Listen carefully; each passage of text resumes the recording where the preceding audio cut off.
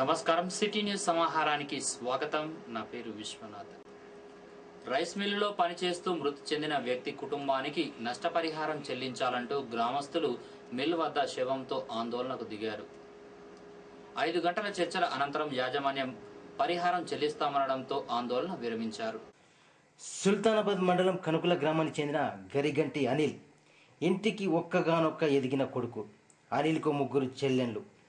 కాట్నపల్లిలోని ఓ rice mill mill ఆపరేటర్గా పనిచేస్తున్నాడు అనిల్.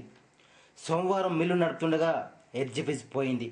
దాన్ని repair చేస్తుండగా ఒక్కసారిగా కరెంట్ షాక్ తగిలింది అనిల్కు.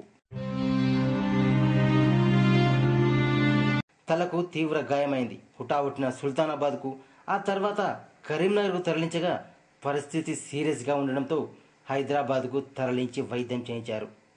చికిత్స పొందుతూ 4 రోజులకు అనిల్ చనిపోయాడు. అనిల్ ఇంటికి ఎదిగిన కొడుకు చనిపోవడంతో ఆ కుటుంబ సభ్యులు గుండెలవిసేలా రోధిస్తున్నారు. ఆ కుటుంబానికి పరిహారం చెల్లించాలంటూ నేతలు, గ్రామస్తులు మిల్ యాజమాన్యాన్ని డిమాండ్ చేశారు.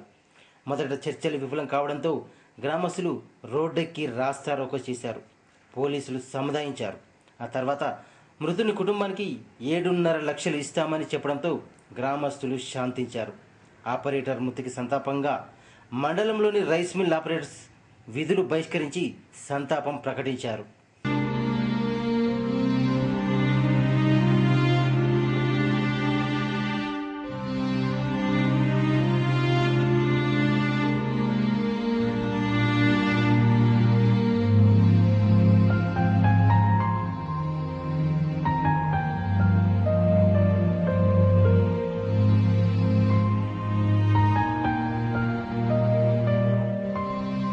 మాలలున్నాడు, తీసేస్తానని పోతే కరెంటు షార్ట్ కొట్టింది.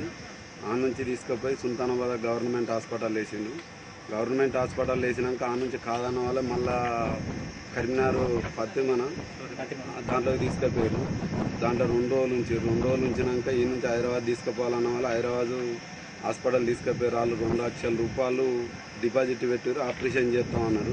ఇక 2 లక్షల రూపాయలు అయితే నేను ఎడబెడతా, నాతో కాదు, ఆరోగ్యశ్రీ కార్డు ఉంటే గవర్నమెంట్ హాస్పిటల్ తీసుకుపోయి దాని మీద ఆపరేషన్ చేయిస్తామని అన్నాడు.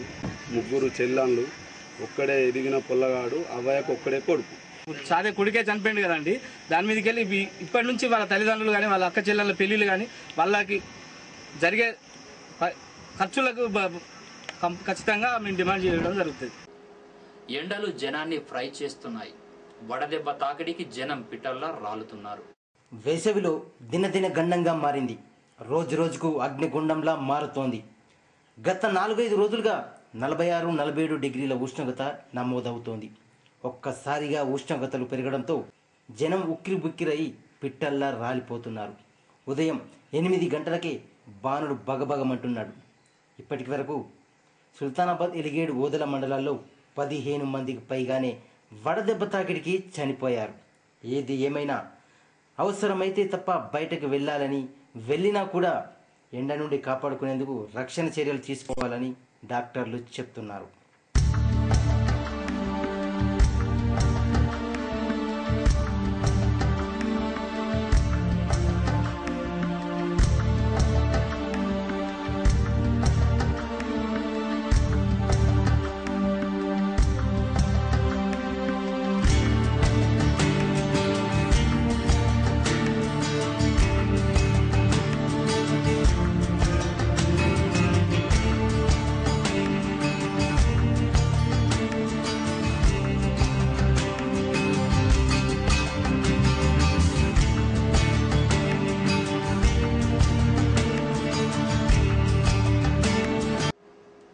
ఇవి బులెటిన్ విశేషాలు. మరో బులెటిన్లో మళ్ళీ కలుసుకుందాం. నమస్కారం.